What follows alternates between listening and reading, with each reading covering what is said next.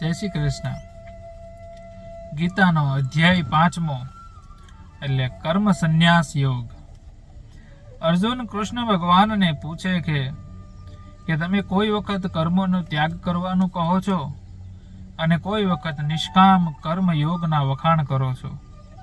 વિરુદ્ધ સ્વરૂપ વાળા આ બંને સાધનોનો ઉપયોગ એક સમયમાં એક વ્યક્તિ મારફત થઈ શકતો નથી. તેથી જે શ્રેષ્ઠ ઉપાય હોય તે મને કહો. શ્રી કૃષ્ણ ભગવાને કહ્યું કે હે અર્જુન, એ બંને સાધનો કલ્યાણ કરનાર છે, પરંતુ કર્મ ત્યાગ કરતા નિષ્કામ કર્મયોગ શ્રેષ્ઠ છે, જે રાગ દેશ રહિત છે અને પરમેશ્વર માટે કર્મો કરે છે અને કોઈના ઉપર દેશ કરતો નથી અને કોઈ વસ્તુની ઈચ્છા કરતો નથી. તે કર્માનુષ્ઠાન સમયે પણ સંન્યાસી જ છે. ત્યાં શુદ્ધિશીત વાળો બનીને જ્ઞાન મારફતે આ સંસાર રૂપી બંધનમાંથી સુખપૂર્વક મુક્તિ મેળવે છે. હે અર્જુન, સંન્યાસ યોગ અર્થાત નિષ્કામ કર્મયોગને બાળકો જ ભિન્ન ભિન્ન ફળવાળા માને છે, પંડિતો નહીં. બંનેમાંથી એકનું પણ સારી રીતે અનુષ્ઠાન કરવાથી માણસ બંનેના ફળનો ભાગીદાર બને છે. જે મોક્ષ સ્થાન સાંખ્યોનો જ્ઞાનનિષ્ઠોને અર્થાત સંન્યાસીઓને મળે છે, તે સ્થાન નિષ્કામ કર્મયોગીઓને પણ મળે છે. તેથી સમાન ફળો હોવાથી તેને એક રૂપ જોવું તે જ ઉત્તમ છે. નિષ્કામ કર્મયોગ વિના સંન્યાસનું હોવું અસંભવ છે. નિષ્કામ કર્મયોગ મારફત પરમાત્માને જલ્દી મેળવાય છે. જે નિષ્કામ કર્મયોગી શુદ્ધ ચિત્તવાળો, જીતેન્દ્રિય, આત્મા પર કાબુ મેળવનાર અને પોતાના આત્માને બધા પ્રાણીઓથી આત્મા જુદો માનતો નથી અને તે કર્મો કરતો હોવા છતાં કર્મ બંધનમાં પડતો નથી. નિષ્કામ કર્મયોગી કર્મ પ્રમાણે તત્વવેત્તા બની જોએ છે.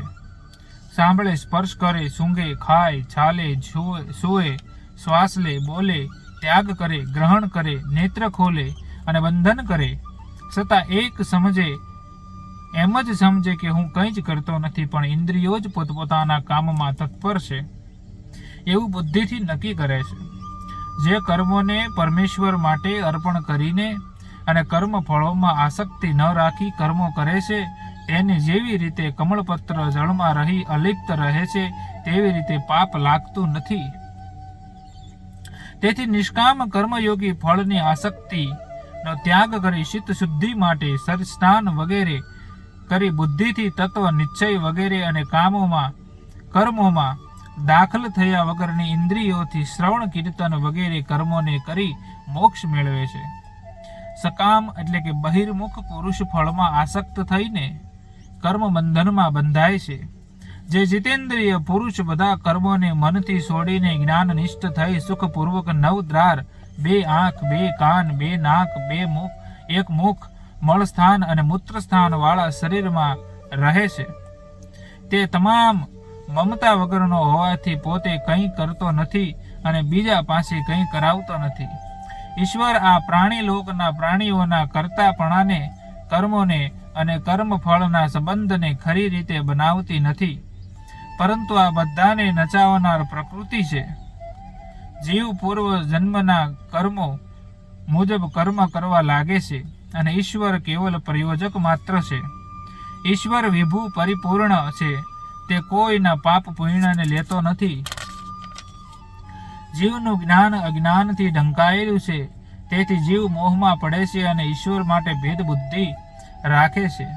જેનું અજ્ઞાન નાશ પામ્યું છે, તેને જેમ સૂર્ય પૃથ્વીને પ્રકાશ આપે છે, તેમ તેને જ્ઞાન દ્વારા પરમેશ્વરનો સાક્ષાત્કાર થાય છે. જેની પરમાત્મા જ બુદ્ધિ, મન, નિષ્ઠા, સ્થિતિ અને તત્પરતા છે અને તેની કૃપાથી પ્રાપ્ત આત્મજ્ઞાનથી જેના પાપ નાશ પામ્યા છે, તે જન્મ મરણના ફેરામાંથી છૂટી મુક્તિનો ભાગીદાર બને છે. જે વિદ્યા વિનયને લીધે બ્રાહ્મણ, કૂતરો, ચંડાળ, ગાય અને હાથીમાં સમાન દ્રષ્ટિ રાખે છે, તે લોકો પંડિત અને આ જીવન કાળમાં સંસારના વિજેતા હોય છે. કારણ કે બ્રહ્મ સમ અને નિર્દોષ છે અને તે સમદર્શી લોકો બ્રહ્મમાં જ સ્થિત રહે છે, બ્રહ્મપરાયણ રહે છે. બ્રહ્મવેત્તા લોકો પ્રિય વસ્તુ મેળવીને રાજી અને અપ્રિય વસ્તુ મેળવીને નારાજ થતા નથી. જ્ઞાનીને મન મનુષ્ય, પશુ કે ચાંડાલ એક સમાન જોવા જોઈએ.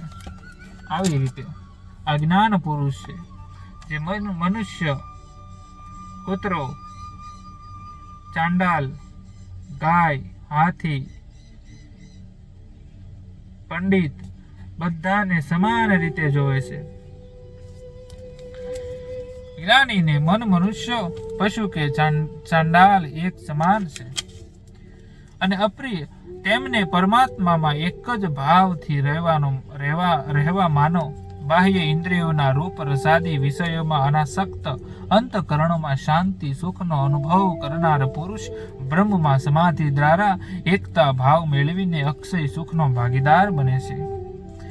ઇન્દ્રિય અને વિષય સંબંધથી થનાર સુખ સ્પર્ધા, દેખાય વગેરે સાથે હોવાથી દુઃખે દુઃખ દેશે અને તે સુખ નાશવંત છે. વિવેકી મનુષ્ય આ વિષય સુખમાં પડતો નથી. કામ ક્રોધથી ઉત્પન્ન થતા વેગને શરીર નાશ થતા પહેલા રોકનાર પુરુષ યોગી છે અને તે સુખી છે.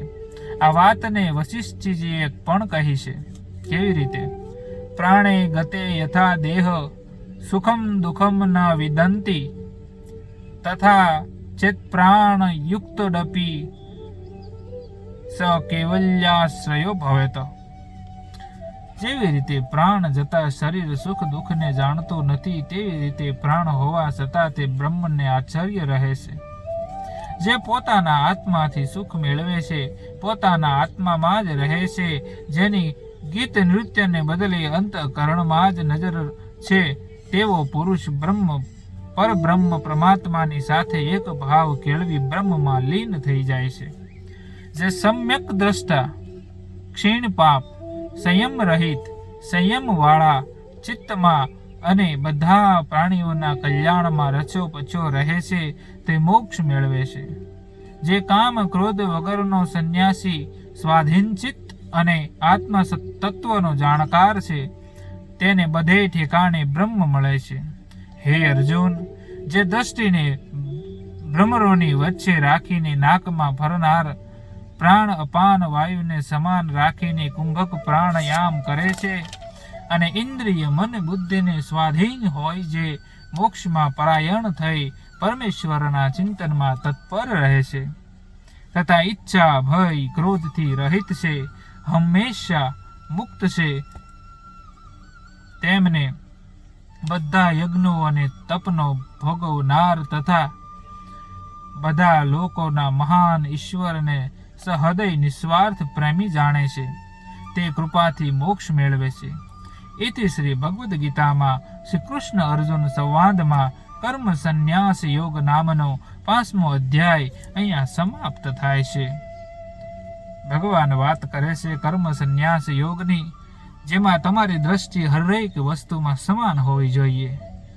તમને સુખનું દુઃખ એકદમ સરસ રીતે સમાન લાગવું જોઈએ.